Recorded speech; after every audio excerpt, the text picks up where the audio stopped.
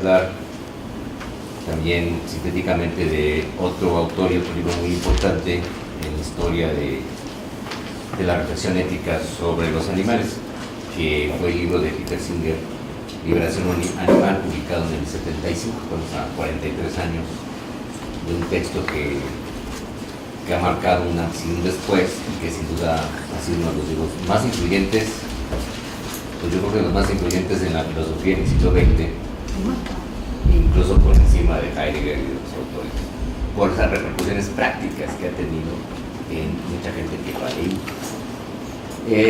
Hay que decir, del libro tiene sus particularidades. En primer lugar, que no solamente no es un libro académico especializado, sino escrito para todo público. La idea era un libro verdaderamente de divulgación, y es un buen modelo de divulgación filosófica, por cierto. Entendemos que todos que seguir claramente, de claridad, de argumentación muy rigurosa, pero con un lenguaje totalmente accesible, que ha servido de base a muchos movimientos sociales, de defensa de animales, de lucha por cambiar las condiciones, no solo de animales domésticos, de animales que se utilizan en la experimentación, y sobre todo del cuestionamiento ético y político del trato que damos a los demás animales en las comunidades humanas, en las sociedades humanas.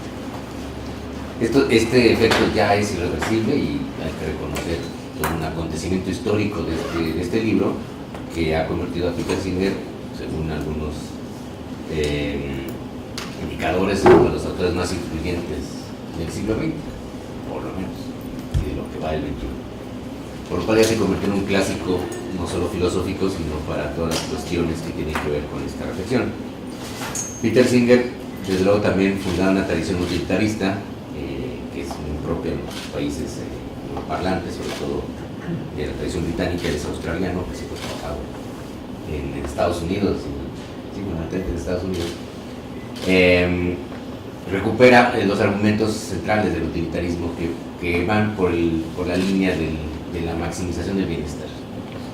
Esto en ética y en filosofía política son muy importantes para pensar en dos cuadrantes, y yo, por ejemplo, siempre planteo con mis estudiantes que pensamos en ese horizonte ético. De lo que se trata, en todo caso, en ética, es de maximizar el bien, el bienestar, y minimizar el mal o el daño o el sufrimiento. Sería como el interés fundamental de toda ética, con lo cual implica hacer justicia, reparar injusticias, corregir errores y sobre todo evitar el sufrimiento de quienes sufren, y eso obviamente se extiende más allá de los seres humanos. O sea, una ética antropocéntrica solo le importaría el sufrimiento humano, pero las éticas desde antiguo, y eso lo demostramos en los libros de los filósofos y los animales, los pensadores en Occidente, desde hace mucho tiempo, también estuvieron preocupados por el sufrimiento de otros seres vivos y no solo de los humanos. El argumento central que plantea Liberación Animal es una crítica a lo que Peter Singer, a partir de Ryder, llama especismo, que sería el prejuicio de especie. El prejuicio de especie implica que solo nos interesan los seres humanos y que solo tendremos consideraciones con los seres humanos. Que esto ya es mucho decir, porque la gran mayoría de los seres humanos no considera a todos los seres humanos por igual. Nunca ha sido así, de hecho. Y solo en la tradición cristiana, solo en la tradición judeocristiana, más principalmente cristiana, se ha forjado la idea de la igualdad absoluta entre seres humanos. Es un ideal moral, es una idea abstracta, es un concepto filosófico, no es un hecho, no es una realidad, porque los seres humanos nunca somos iguales, y los seres vivos tampoco nunca somos iguales, por muchas razones inherentes también a la biología. Cada individuo, de hecho, es diferente a otro individuo, las especies tampoco son homogéneas. Entonces, el concepto de igualdad no es una igualdad empírica, no es una igualdad biológica, no es una igualdad ni siquiera situacional, sino es un ideal moral, un valor, es un concepto abstracto que proviene, como les digo, de la tradición cristiana, cuando se plantea la igualdad de todos los seres humanos. Y eso ha generado en el siglo XX toda la concepción y el entramado normativo y político de la defensa de los derechos humanos. ¿Por qué hablamos de derechos humanos y de defensa de derechos humanos? Porque consideramos desde esa tradición, que se ha hecho plenamente universal, que todos los seres humanos valemos igual y tenemos los mismos derechos, y que habría entonces una igualdad de oportunidades, una igualdad de consideración de los intereses vitales y esenciales de cada ser humano. Bueno, el utilitarismo de Peter Singer, basado también en una tradición, ya hablamos de Bentham, ¿no?, y de otros utilitaristas británicos del pasado, pero todavía más historia un poco antes, desde los estoicos, incluso podemos decir, hay una idea de una extensión del bienestar como un sentido de acción, ¿no?, que resuelve las desigualdades, inequidades e injusticias. Es una necesidad de extensión del bienestar, las acciones de bienestar hacia otros seres vivos.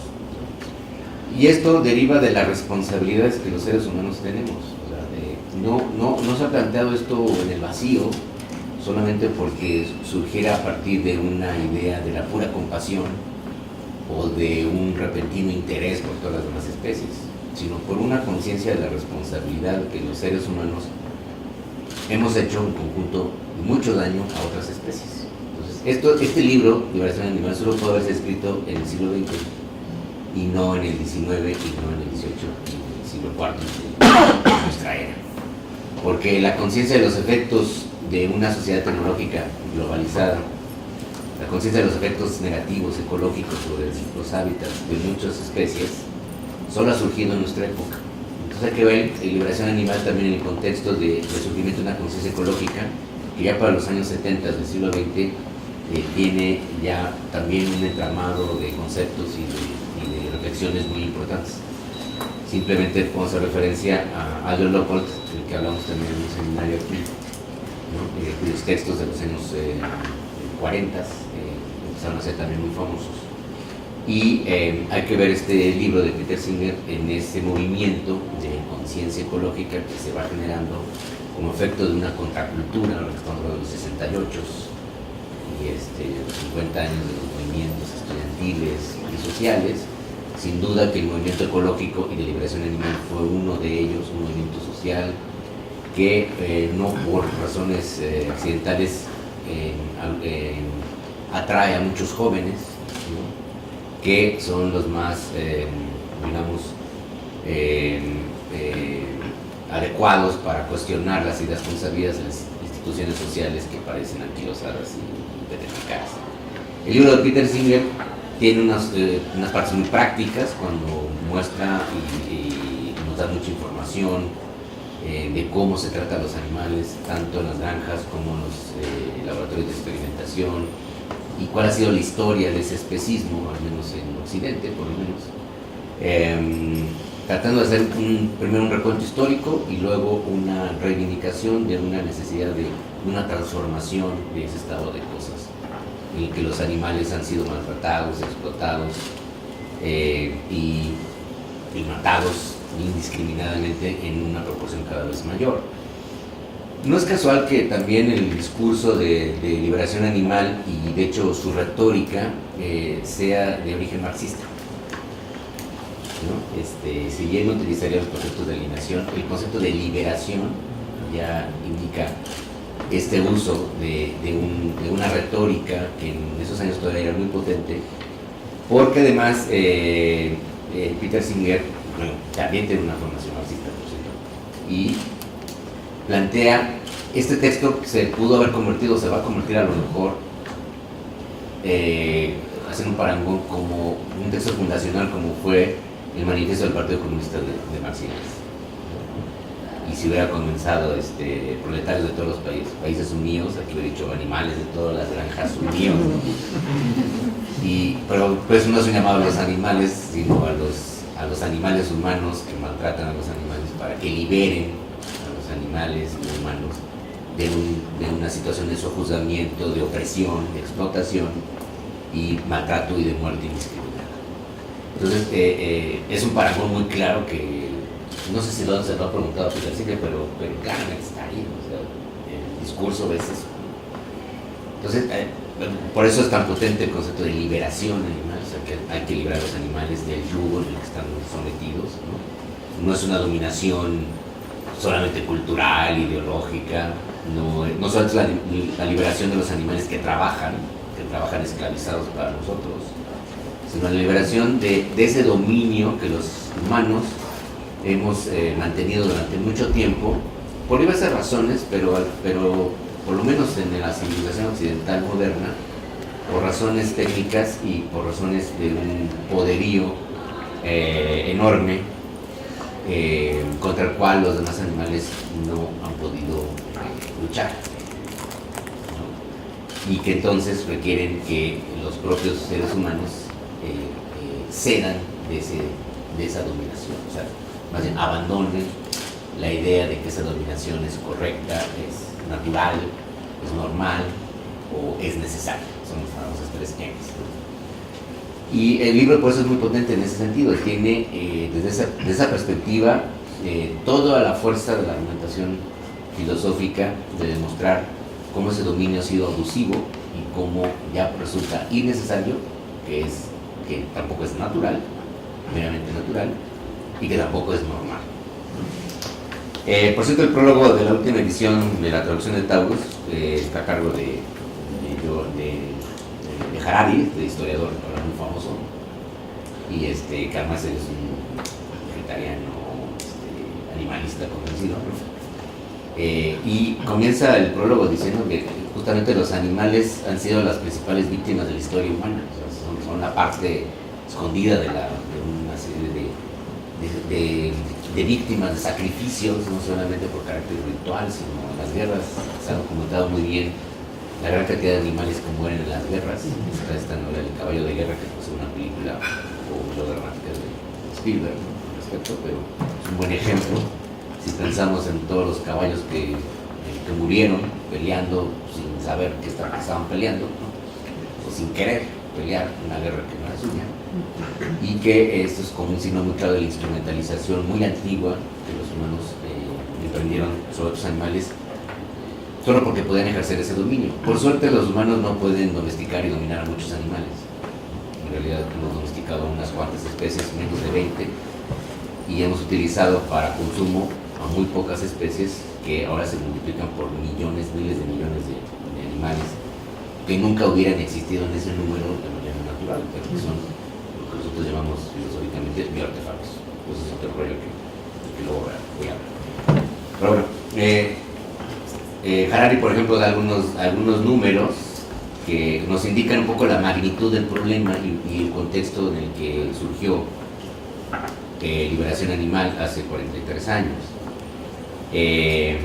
Para empezar, bueno, nunca hubiera habido tantas vacas y perros y gatos y cerdos en el planeta si no hubiera sido por esta explotación, esta multiplicación material de una explotación para obtener carne y material de consumo, porque no solamente es la carne y la piel, hay por ejemplo experimentos, hay una exposición que hizo un artista, no me acuerdo su nombre, de un cerdo se obtienen 189 productos, no solamente la carne, 189 productos incluyendo balas.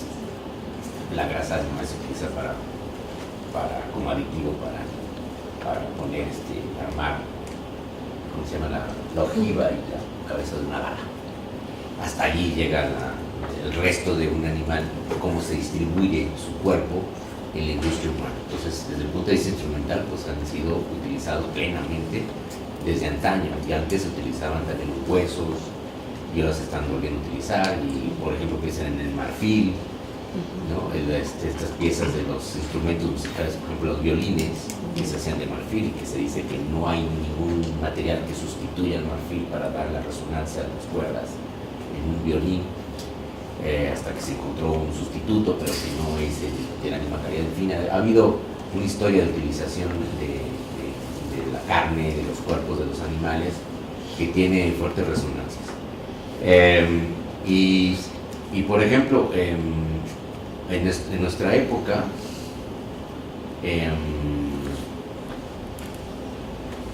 puede haber más o menos unos 40.000 leones, yo creo que son mucho menos, pero hay 1.000 millones de cerdos en granjas, ¿no?, para 7.000 millones de seres humanos o más. Hay menos de 500.000 elefantes, yo creo que estos números son bastante optimistas, porque hay menos, pero hay 1.500 millones de vacas domésticas, que además generan muchísimo metano y que convierte en un problema ecológico. Puede haber quizá 40 millones de pingüinos, pero hay 20.000 millones de gallinas y pollos. Entonces el número de animales domesticados y artefactuales para consumo pues, es enorme, es una proporción totalmente descomunal que nunca hubiera existido en la Tierra. Entonces ya se genera una responsabilidad de qué hemos hecho los humanos con la explotación de animales. Y son animales que, como demostró Peter Singer en esa época, y eso sucede en muchos países como el nuestro todavía, sufren terriblemente, serán torturados hasta morir a veces no tan rápidamente y finalmente consumidos como una materia prima que además adquiere un carácter mercantil. Y que además tiene un costo ecológico muy alto, como sabemos ahora. Bueno,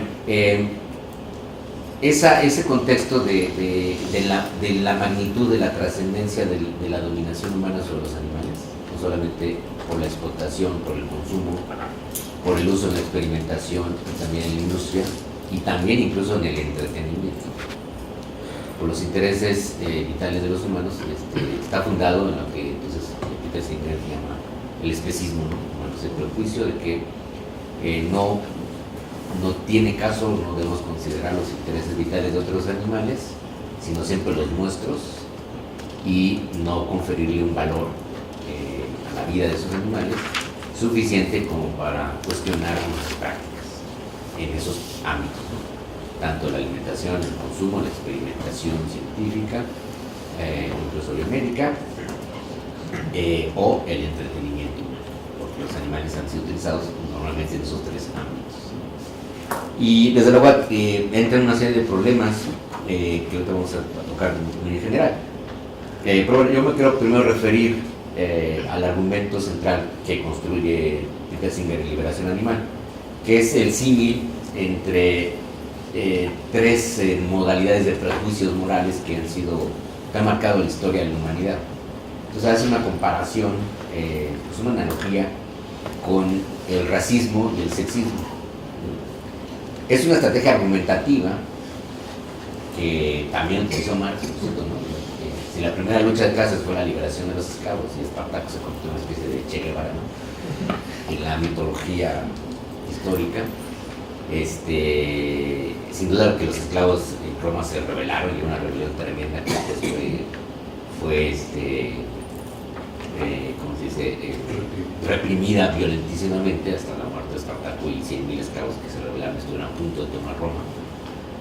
Lo cierto es que esta idea de la revolución, de la revuelta violenta de la clase oprimida, siempre constituyó como el imaginario, no solo del marxismo, sino anterior, que el marxismo proyectó como una idea de revolución social posible, política, que eliminaba la explotación de los seres humanos hacia los seres humanos y la anulación de todo este tipo de formas de trabajo, primero esclavizado o explotado, ¿no? Y hacen una comparación entre el trabajo esclavizado y el trabajo explotado de los proletariados, el proletariado moderno, al menos en el siglo XIX, ¿no? Que pues, tampoco ha cambiado mucho en el siglo XX. Ahora sabemos que las formas de explotación son mucho más poderosas y sutiles, ahora son formas de autoexplotación, si le hacemos caso a Byung-Chul Han. Bueno, entonces la construcción del argumento es que así como podemos criticar ahora con argumentos muy sólidos tanto el racismo y la explotación esclavista, por ejemplo, como el sexismo, que ahora es un tema también muy candente en las sociedades, ¿no? Y que podemos sostener que no habría ya argumentos consistentes como para defender uno u otro tipo de explotación, ni de una comunidad étnica hacia otra que pueda dominar, ni de una mayoría a una minoría, porque ahora sabemos no hay diferencias entre los grupos humanos. El concepto de raza es falso, no existen las razas humanas, es un concepto ideológico. Toda la argumentación sobre todo de los pueblos europeos cuando dominaron por azares históricos y también por ciertas fortunas, incluso de orden militar no intencional, dominaron otros pueblos y conquistaron continentes y se asumieron como pueblos superiores a todos aquellos que a los que dominaban.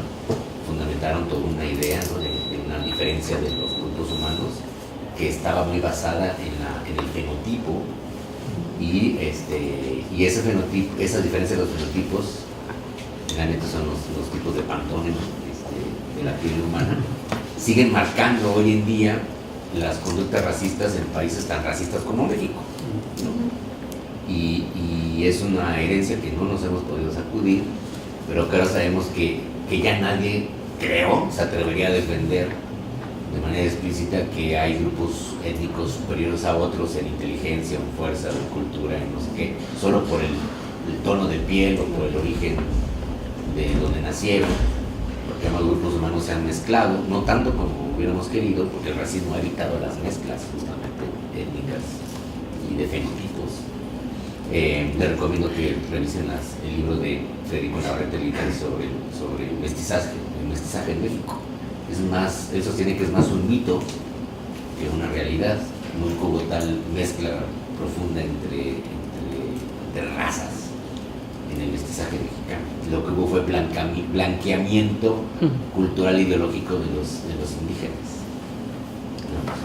Que se transmutaron, nunca biológicamente, sino apariencialmente y culturalmente, en indios blanqueados. Y esos son los mestizos, los indios blanqueados que ya no hablamos lenguas indígenas y que supuestamente nos sentimos herederos de una cultura que desconocemos absolutamente, porque en muchos casos no quedó nada de esa cultura. Bueno, el argumento que plantea Singer, entonces, el racismo es inconsistente actualmente, nadie lo defendería, no podríamos sostener la diferencia sustantiva entre grupos humanos, etnicidades o grupos, poblaciones humanas que finalmente son originarias de regiones distintas geográficamente hablando, ni hay manera de demostrar la superioridad de unos y otros, aunque en estudios estadísticos y en estudios antropológicos siempre se notan las diferencias. Pero son diferencias individuales que difícilmente se pueden extrapolar a todo un grupo, ¿no? Entonces, en realidad los individuos humanos somos mucho más diferentes entre sí, entre unos y otros, pues individualmente, que entre grupos étnicos. Pero aún así siempre queda la sombra de si hay o no diferencias, y es evidente que, por ejemplo, el cuerpo de los africanos, de la África negra, es mucho más apto para correr, para el deporte, tienen más resistencia física, su musculatura es diferente, hay una adaptación a los ambientes, al clima, evidentemente, o que los esquimales son más pequeñitos y tienen una capacidad de conservar el calor más que otros, y además tienen un ritmo cardíaco mucho más adaptable. Se empiezan a notar diferencias biológicas que no hacen tampoco diferencias sustantivas, pero que están ahí como un imaginario de esa vieja concepción de la diferencia de razas. En el caso del sexismo, pues igual, siempre ha habido una idea de que hombres y mujeres, este dimorfismo natural de la especie, dos sexos, implica una superioridad de unos sobre otros, ¿no? Y en la tradición occidental no ha sido tampoco accidental el machismo y el patriarcalismo que ha habido en nuestra cultura, que ha marcado la idea de una superioridad de hombres sobre mujeres, ¿no? y que muchos han intentado encontrar las diferencias y argumentar que si hay diferencias en la inteligencia o en la capacidad o en la verbalización o qué sé yo. Lo que se distingue estadísticamente son algunas medias, y hay datos que pueden ser interesantes y que no acaban de entenderse muy bien cómo se construye en todo caso un cerebro masculino y un cerebro femenino, con acción hormonal, no solo con la herencia genética. Por hay cosas como que la gran mayoría de los autistas son varones, como que parece que las mujeres sí tienen mayores capacidades empáticas o de conexión emocional, justamente para tratar de acercarse o comprender las emociones de otros, estadísticamente hablando, lo cual no quiere decir que haya mujeres poco empáticas ni que haya hombres que sí sean muy empáticos. Entonces esos generan prejuicios y estereotipos sobre los sexos que han alimentado la cultura patriarcal y machista que hoy nos tiene con muchos problemas en todos los ámbitos sociales, ¿no?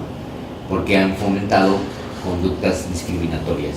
Entonces, la discriminación a grupos étnicos por su tono de piel o su origen geográfico o su herencia genética, o la discriminación a un sexo solo por pertenecer a uno de los dos sexos aparentemente diferenciados. Ahora sabemos que no están tan diferenciados y que hay además un intersexo, que hay personas que sí son intersexuales. Es un problema bioético, por cierto, actualmente, reconocer que, aunque sea un mínimo porcentaje de la población, hay personas que nacen sin esa definición sexual en un polo o en otro. Entonces, el dimorfismo tampoco es absoluto en la especie, como en ninguna otra especie. Los veterinarios saben muy bien que esto es más normal y natural de lo que parece, porque la naturaleza, para empezar, no es perfecta. Y entonces, este prejuicio genera una actitud discriminatoria, ¿no? Y una posición de dominación. Entonces, Peter Singer construyó su argumento diciendo que el especismo es muy parecido, similar, de hecho tiene que ver con esas dos formas muy claras, muy típicas de discriminación o de segregación en la tradición, al menos en el mundo occidental. Y en efecto, los grupos humanos que fueron esclavizados, maltratados o juzgados, conquistados, dominados, fueron tratados como animales. Como los seres humanos todos tratamos a los demás animales, no es nada casual. Y muchas veces el dominio patriarcal y machista sobre las mujeres también ha sido una especie de animalización de las mujeres, de no reconocer características en igual medida de racionalidad o de comportamiento civilizado o de control de los impulsos, ¿no? Este prejuicio alimentó esta falsa idea de que los varones, por ejemplo, son racionales y obedecen la ley y controlan sus emociones, cosa totalmente falsa. Yo no conozco a un solo amigo que sea así, ni yo mismo, obviamente. Y que las mujeres sean todo lo contrario, ¿no? Irracionales, no obedientes de la ley, como le pasó a Antígona, ¿no? Emocionales, impulsivas, porque están más cercanas a la vida, a lo animal que implica el cuerpo, la menstruación y la capacidad reproductiva, de gestación o de crianza de hijos. Entonces, los varones siempre, si le queremos a Lacan, era por el discurso, de la autoridad, la ley, la razón. Y en la tradición occidental pues se marcó ese dimorfismo totalmente ideológico, injustificado, porque no se puede afirmar hoy por hoy que sea así, y los casos individuales pues son mucho más complejos y mucho más variados, y tenemos en realidad más bien una humanidad bastante irracional todos, no que unos y otros, yo diría eso. Somos todos los irracionales, y nuestra construcción de esta supuesta racionalidad del sujeto puro, racional, que los filósofos de Occidente se inventaron, pues nunca se ha encontrado en el mundo empírico. Ni el sujeto cartesiano, ni el sujeto kantiano, ni el sujeto hegeliano, ni el sujeto Foucaultiano. Pues. Son construcciones conceptuales que la filosofía hizo, tienen cierta función explicativa y teórica, pero no se pueden tomar como evidencias científicas. Lo que tenemos es una enorme diversidad, ¿no? Entonces, si esas dos formas de prejuicio, dominación y discriminación son inconsistentes plenamente, dirá Peter Singer, el especismo también lo es. Y todos los argumentos que hemos dado, filósofos y no filósofos y toda persona, para justificar que los otros animales son inferiores y por eso se los puede dominar, que los otros animales no son racionales y por eso no se les puede pedir exigir ningún derecho, que todos los demás animales son irracionales y además violentos y amenazantes, y por eso hay que tenerlos a raya y enjaularlos y matarlos a la primera acción agresiva, ¿no? Que pasa con los animales en los zoológicos o incluso con los perros que se ponen muy bravos, y las razones son muy obvias, ¿no? Entonces la gente se asusta y castiga al animal, o puede matarlo a la primera sin ninguna clemencia, sin ningún juicio, ¿no? Sin darle ninguna oportunidad al animal o por lo menos a tratar de entender la conducta agresiva. Pero con los otros seres humanos, pues tampoco lo hacemos así, ¿no? Es que mucha gente es súper agresiva y no va a ser castigada o matada a la primera, por suerte, ¿no? Como antes era. Entonces, el mismo prejuicio genera toda una cultura de prácticas de segregación, discriminación, no reconocimiento de capacidades y toda una ideología de la diferencia ontológica entre humanos y otros animales. Desde el punto de vista filosófico, la crítica al especismo tiene mucha fuerza y tiene mucha consistencia, porque lo que vamos a platicar en este libro, pues es el darnos cuenta de lo inconsistentes que son nuestros argumentos, de negarles a otros animales capacidades cognitivas, valorativas, empáticas, incluso morales, y de asumirnos nosotros los humanos con una singularidad absoluta, como si hubieran caído del cielo estas capacidades que supuestamente son superiores y que además supuestamente todos los seres humanos comparten, lo cual es falso. Porque hay seres humanos que por enfermedad, afectación, daño neuronal no tienen esas capacidades cognitivas, o bien por edad, es muy joven, o bien porque en los hechos, justo la irracionalidad de los seres humanos nos convierte en todo menos en agentes morales racionales. Y muchas veces lo vemos, en la vida cotidiana lo vemos todo el tiempo, ¿no?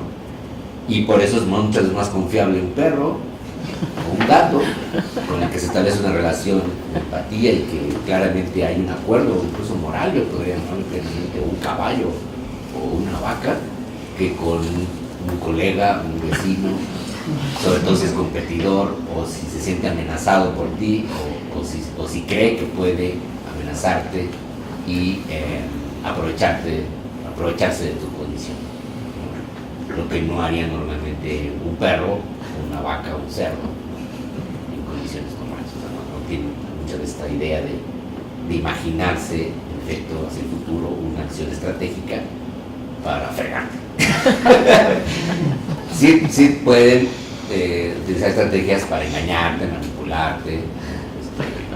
Los primates sabemos hacer eso, y los perros también se dan cuenta de nuestros cerros cognitivos y nos manipulan fácilmente y nos engañan. Vieron un video de una perra que se hace pasar por callejera para que le den comida. Entonces hace así como que está maltrecha y va y despierta la empatía de la gente. Ay, pobrecita perra, porque además la ven muy cuidadita y todo, y toda la gente le regala comida. Cuando quiere sale y se hace a la calle y le da comida y regresa a su casa a comer 2 veces, ¿no? Son estrategias inteligentes que muestran cómo desde luego los demás animales tienen una capacidad cognitiva y racional mucho mayor que pensamos. Y es estrategias de caza. Son estrategias de engaño, estrategias que implican que estás atento a lo que el otro está pensando o al menos sintiendo. Esto, algo de lo que ha producido, algo de lo que ha producido mucho el libro de Liberación Animal es mucha investigación etológica y biológica sobre los demás animales. La verdad es que los prejuicios y la discriminación surgen de la ignorancia, tanto los étnico-raciales como los sexistas como los especistas. O sea, gracias a que no queremos conocer o simplemente ignoramos cómo son nosotros, es que podemos intentar discriminarlos o juzgarlos. Y lo que produjo Liberación Animal fue una verdadera explosión de estudios científicos, etológicos, para poder observar mejor los animales y entender su comportamiento inteligente, su comportamiento emocional, su comportamiento valorativo. Y prácticamente, puedo decir, casi todos los animales tendrían esas capacidades en más o menor medida. Pero hoy por hoy ya sería muy arriesgado decir que los seres humanos somos únicos y absolutos y que la inteligencia humana es plenamente superior. No lo es en ningún sentido. Prácticamente ninguno. Lo que tenemos es un enorme poder de acción gracias a el sistema tecnológico que hemos logrado construir y al número enorme de seres humanos que corren la Tierra. Si fuéramos 100 millones, no se hubiera escrito en Liberación Animal, no podríamos haber eso juzgado otras veces, en la medida en que lo hacemos. Entonces somos más de 7.000 millones y contando, con un enorme poder técnico que permite esta explotación y dominación. Ahora, solo me referiré para que pasemos a la discusión, que en efecto el principio que plantea Peter Singer de la igualdad de consideración de intereses vitales como un principio filosófico, un principio ético que no es empírico y que permite entonces la crítica al especismo y la liberación de los animales de la situación en la que están, plantea múltiples problemas prácticos. Y esto lo que generó fue una enorme discusión y una serie de problemas muy interesantes que hoy por hoy no hemos sabido todavía resolver muy bien. Si nos quedamos en una posición deontológica pura, diciendo que todos los animales valen igual, o que todos los animales tendrían los mismos derechos a la misma consideración, sus mismos derechos vitales, nos encontraríamos y nos encontramos siempre con dilemas irresolubles. Y en ética, lo malo es que el dilema también es cotidiano. Hay que tomar decisiones entre opciones que nunca se ve a veces con claridad cuál es la mejor o más pura opción. De hecho, un dilema se define como una disyuntiva entre dos opciones que parecen igualmente malas y hay que elegir la menos mala. O sea, ahí la idea de maximización del bien a veces se ve comprometida, porque desde luego que muchas acciones tienen consecuencias que pueden ser contradictorias incluso. Entonces, desde luego, esto genera una discusión tremenda, primero porque, en efecto, la argumentación ha estado más sobre los individuos, también Peter Singer va en esa perspectiva, entonces hay que hacer bien a los individuos, entonces hay que liberar a los animales individualmente. Pero, desde luego, serían mucho más potentes y efectivas las acciones colectivas para evitar el daño a especies enteras. Y esto ha sido todo el trabajo de protección ambiental. Entonces, antes de tener que resolver problemas de cómo reparar el daño que ya hemos hecho a especies y a individuos, pues lo más lógico sería evitar producir ese daño. Esto lo plantea, por ejemplo, Kimlicka en Zoopolis. ¿Sí? Tendríamos que ir evitando ese daño que producimos a muchas especies de manera no intencional, incluso de manera involuntaria, dañando los hábitats de los animales. Luego, además, podríamos también discutir, que en efecto se ha discutido mucho, y también vino Oscar Horta aquí en el seminario y todo, y que deberíamos intervenir para generar bienestar en los animales en sus hábitats naturales. Y eso implica un problema de intervención, que es una de las discusiones más interesantes. Pero sin duda que hay argumentos para ello, ¿no? O sea, si podemos generar beneficio a seres humanos, ¿por qué no también a otros animales? Si tenemos los recursos suficientes para ello. Porque además hay una retroalimentación. Si generas beneficio para otros animales, también generas beneficio para seres humanos. Tarde o temprano hay una conexión ecológica. No es un gasto, un dispendio absoluto, ¿no? Porque mucha gente diría, no, antes de beneficiar a otros animales, primero beneficia siempre a un ser humano. Y una vez que todos los seres humanos estén satisfechos en sus necesidades, entonces sí dedícate a los demás animales. Eso es muy absurdo. Es como decir, en un país, ¿no? Antes que cualquier otra cosa, primero resolvamos que todo el mundo tenga un iPhone. Y hasta que todo el mundo tenga un iPhone, entonces ya vemos si la educación, si la salud, es una condición incumplible, quiero decir.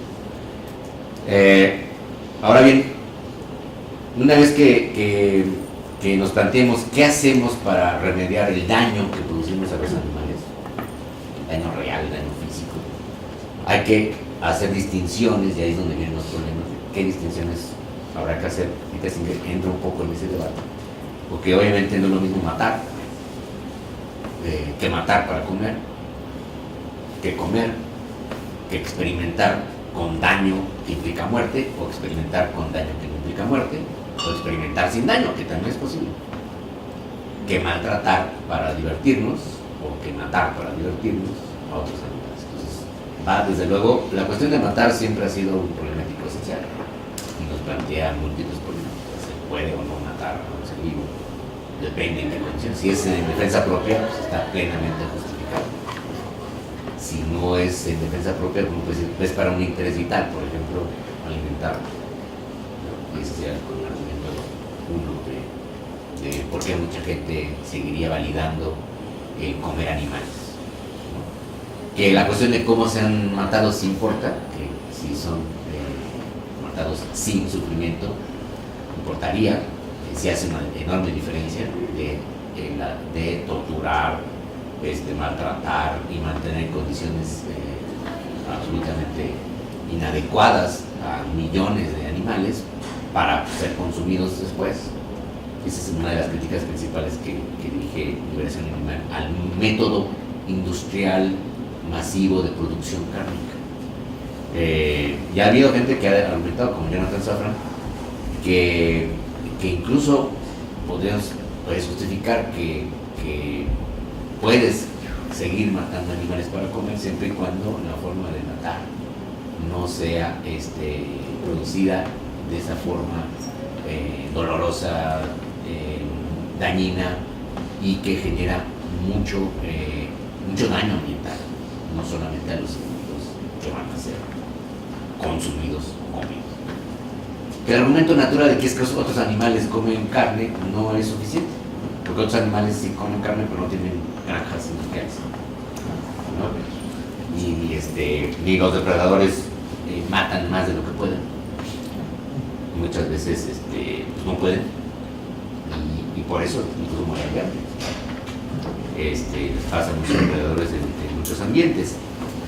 Así es que el gasto energético de matar para comer nunca ha sido fácil para cualquier animal.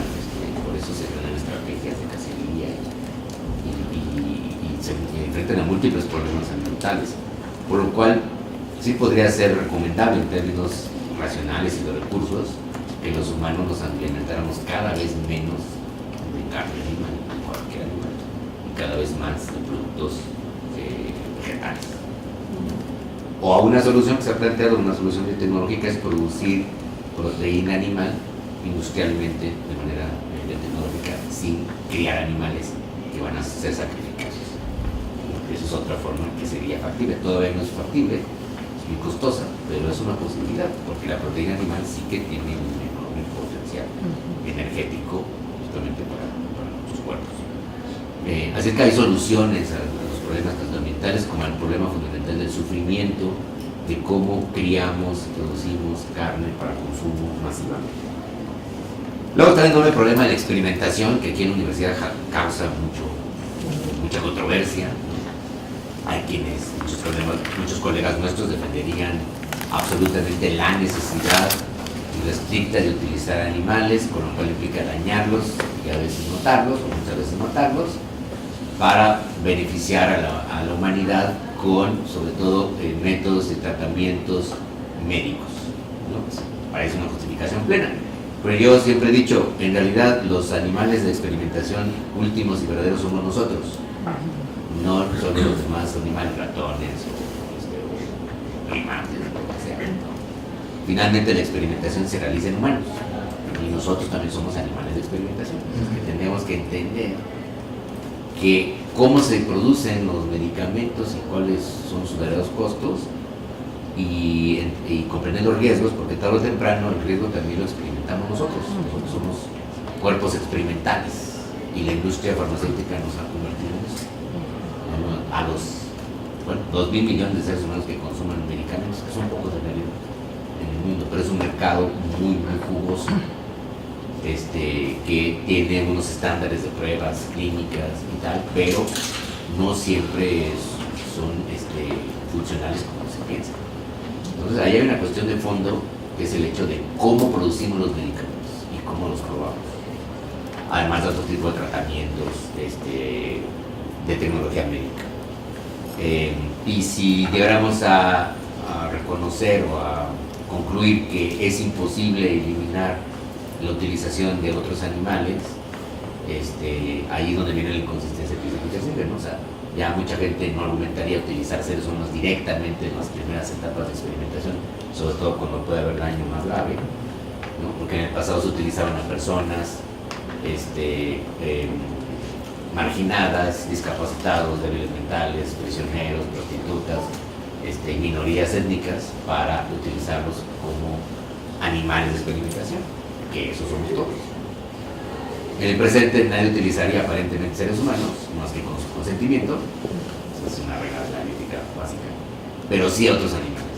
Entonces ahí hay un debate muy interesante, que desde luego no es lo mismo utilizar millones que cientos de miles, no es lo mismo matar y producir cientos de miles o millones de ratones para matarlos en experimentos inútiles, que no hacerlo y empezar a generar otro tipo de métodos mucho más eficientes, más precisos de investigación y de experimentación. Y ahí donde esas diferencias cuantitativas sí pueden ser importantes, porque en efecto yo creo difícil que se produzca un cambio social de tal magnitud que de la noche a la mañana, por ejemplo, dejemos de comer animales, porque de la noche a la mañana, quiero decir un poco años, dejemos de experimentar con animales. Va a ser un cambio cultural un poco más gradual y tiene que ver con las prácticas y las técnicas, no solo con decisiones individuales. La gente que es vegetariana o vegana siempre va a ser criticada porque le dicen, bueno, ¿y eso qué? Si tú dejas de hacer eso, no pasa nada. Bueno, sí pasa, si mucha gente lo deja de hacer, empieza a cambiar la práctica. Por eso, de luego, tener que ver, igual como los problemas ambientales, con cambios normativos, sociales, con normas globales, porque tampoco pueden ser funcionales, tienen un límite muy claro, una acción local, ¿no? Eso tiene que ser acordado en una magnitud mucho mayor. Pero evidentemente,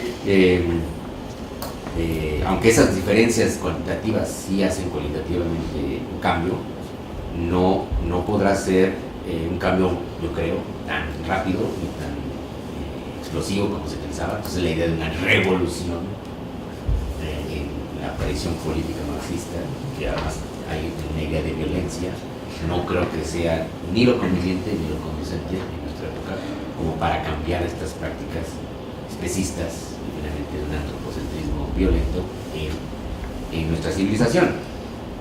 Y sin embargo, a partir de los últimos 40 años, Liberación Animal y otros libros y la lectura y la discusión sobre las ideas de autores como Peter Singer o Tom Green o afuera, sí han generado cambios sociales y sí han generado un cambio en la conciencia de mucha gente, y de eso se trata. No fue así con el racismo, ni tampoco está siendo así con el sexismo, por cierto. Se requiere todavía más discusión y más difusión, una discusión abierta, plural, que reconozca los problemas. Y esto genera problemas, porque no hay soluciones sencillas, ni fáciles. Entonces, por ejemplo, algunos dirían, bueno, es un objetivo primario que dejemos de dañar animales y matar animales para nuestro divertimento. Eso no nos costaría aparentemente nada, no afecta a ningún interés vital de nadie. La industria de entretenimiento que se basaba en animales, como eran los circos o en los países las corridas y de todos los gallos, peleas de gallos y no sé qué, se pueden reconvertir en otras cosas. Nadie va a sufrir enormemente por ello, ni la cultura que generó el arte taurino va a desaparecer. O sea, nadie está diciendo que proscribamos todas las novelas y pinturas, Goya, ¿no? Desaparecería. Ese era un argumento absurdo que una vez trató de enarbolar Vargas Llosa, por ejemplo. Entonces, usted lo que quiere es destruir todo el arte que ha generado la autograma. ¿Quién dijo eso, no? O sea, ¿no? Todo ese arte ahí quedó, como también todas las novelas sobre el esclavismo y sobre la opresión de los seres humanos o los seres humanos, pues ahí va a quedar. O sea, nadie dijo que con la abolición de la esclavitud se tenía que prohibir Tom Sawyer, ¿no? O dejar de publicar o dejar de leer, ¿no? Entonces, son argumentos que a veces caen en falacias terribles, ¿no? Pero, claro, ahí diríamos que dejar de hacer eso aparentemente es un gran salto, aparentemente no. Muchos dicen ser hipócrita, ¿no? O es poca cosa, pero sí generaría un efecto muy claro. Y después, si mucha más gente se convence de dejar de comer animales, por muchas razones, esto generaría cambios en la industria alimenticia y obligaría a otro tipo de normativas, y sí habría un efecto ambiental positivo, si lo hay. Si además llegamos al punto extremo de dejar de matar animales por cualquier razón, nos enfrentaríamos al problema de qué animales sí y qué animales no. Entonces, yo creo que no deberíamos dejar de matar bacterias ni animales ponzoñosos, pero obviamente el exterminio de bacterias tampoco es positivo ambientalmente, y ahora tenemos un problema grave porque hemos exterminado bacterias a lo tonto y no tenemos buena capacidad de defensa, y ahora han surgido bacterias súper resistentes y los antibióticos ya no sirven. Tenemos un gran problema médico por un abuso de antibióticos y un abuso de productos antibacteriales, porque la obsesión es una idea técnica muy sencilla: pues matemos a todas las bacterias, se acabó el problema, se acaban las enfermedades, y no funciona así. La naturaleza no funciona así. Y lo que nos obliga es a convivir con otras especies, incluyendo las bacterias más nocivas que matan a los seres humanos. Por ahí me piden una neurobacteria terrible, se llama come cerebros, ¿no? Se produce una meningitis espantosa y la gente se muere en menos de 3 días. Vamos con las piscinas y eso, porque están en el agua. Y entonces la humanidad nunca ha podido acabar y exterminar con las especies supuestamente nocivas. Esa es la verdad. Sí tenemos que controlar y aprender a convivir y a respetar los ambientes en los que las especies que nos pueden dañar directamente no nos depredan porque te quieran depredar. Naturalmente son enemigas. Habrá que cuidarnos de ellos como la humanidad lo intentó hacer durante toda la historia. Pero obviamente la lógica de exterminio es contraproducente y hay que buscar otras estrategias. Una lógica de convivencia, de entendimiento de cómo funcionan los sistemas naturales es mucho más adecuada, y tenemos los conocimientos científicos hoy en día como para lograr algo así. Y finalmente, la intervención en la naturaleza y la ayuda a otros animales está en la perspectiva de lo que plantea liberación animal, pero no llega hasta allí y se queda en la antesala de eso. Entonces, el primer movimiento que plantea Peter Singer como un movimiento político es: liberemos a los animales enjaulados, encerrados, torturados, que finalmente van a morir de una forma innecesaria, muchas veces inútil. Y luego el siguiente movimiento sería: ¿qué hacemos para promover mayor bienestar entre todas las especies y todos los individuos vivos? Y con lo cual tendremos que hacer distinciones, y desde luego pues vamos a preferir siempre a los seres humanos, no es una preferencia arbitraria, pero eventualmente nos podríamos llegar a dilemas tremendos, como que si tenemos recursos médicos limitados, bien podríamos beneficiar a animales, como por caso mamíferos, con una vida mental suficiente y además provechosa para los seres humanos, y no seguir manteniendo a seres humanos en estado vegetativo o en estado de inconsciencia, consumiendo recursos médicos para una vida que ya no tiene una actividad cognitiva y que no está conectada con los demás seres humanos. Es un dispendio de recursos, muchas veces planteo, lo cual no significa que tenga que ser obligatorio que esas personas o expersonas dejen de existir. Los mismos debates se han planteado, por ejemplo, con respecto a la interrupción del embarazo, ¿no? Si consideramos que todas las vidas valen igual, exactamente igual, y que tienen un valor inherente absoluto, pues nunca podremos tomar decisiones sobre si destruir un embrión o un feto en gestación. La decisión, que nunca es fácil y nunca se ha promovido como una decisión pragmáticamente ligera, implica pues, sí, destruir, matar a un ser humano, a un miembro de la especie que está en gestación, pero que esa decisión tiene un sentido ético por las razones de promover el bienestar de la persona que estaría a cargo de gestar y de criar a ese miembro de la especie, y que sí es importante que quiera hacerlo y que esté comprometida con ese proyecto. Y si en un momento dado no quiere hacerlo, pues y ya en muchos países totalmente lícito que lo deje de hacer sin ninguna complicación y sin ninguna consecuencia de orden legal. Así como eso, también podemos decidir sobre la vida de muchos animales, y eso es lo problemático, y a quienes beneficiamos, a quienes no, y a quienes matamos, y a quienes no. Y entramos en el terreno ético profundo, pero no solamente ético, sino también político, de cómo los seres humanos tendríamos que reorganizar nuestros sistemas sociales y técnicos para, regreso al inicio, reducir lo más que se pueda el sufrimiento, el daño y la muerte necesaria, y maximizar lo más que se pueda el beneficio de todos los seres vivos que habitan este planeta, porque ya cargamos con esa responsabilidad. No podemos estar como en el pasado, creyendo que solamente nos tenemos que hacer cargo de los seres humanos que están aquí. Pero eso implica calcular muy bien los recursos y los problemas que usarán estas decisiones. Buenas noches.